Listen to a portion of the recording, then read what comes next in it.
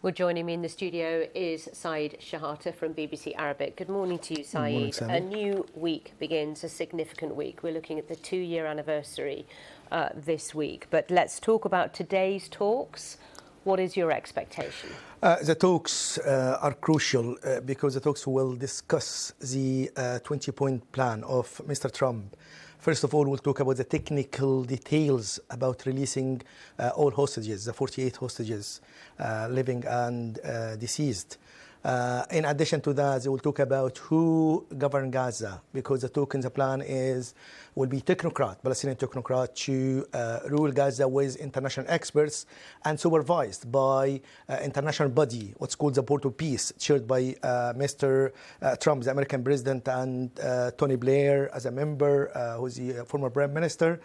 In addition to that, we'll discuss who takes the security control of Gaza after the deal. So, because they talk about temporary international stabilization force to do that, and with help of international experts, and the talks about these issues. In addition to that, the map of Israeli forces withdraw from some parts of Gaza as the first stage, then other stages to move to other places.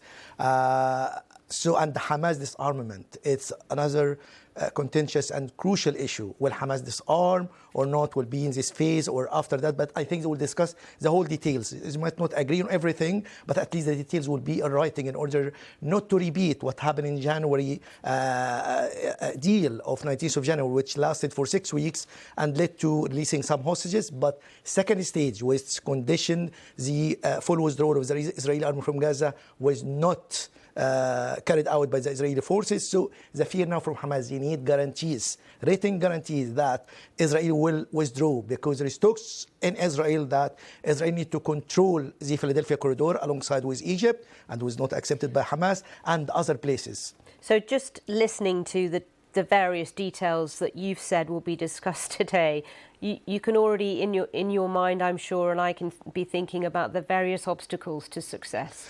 There are, what we can say is the success of these talks is 50-50. 50-50 because there is two conflicting factors which forcing or put pressure on the negotiator from Hamas and Israel with the mediators to cross the line, because Mr. Trump asking them to move fast. In addition to that, there is international support for the plan, the appetite and the momentum to reach a deal, because 2 years of war, which led to more than 67,000 dead, according to the Minister of Health in Gaza, in addition to what happened to the Israelis. So it's bad thing for both sides. So both sides needs, the family of hostages needs their hostages back. So this, the momentum and the pressure lead to think about the success. But on the other hand, there is some problems, sticking points. Hamas, will Hamas disarm? It's the strongest point in Hamas to have their weapons. And they said they can hand the weapons for a Palestinian state. But the talk about Palestinian state is far now. It needs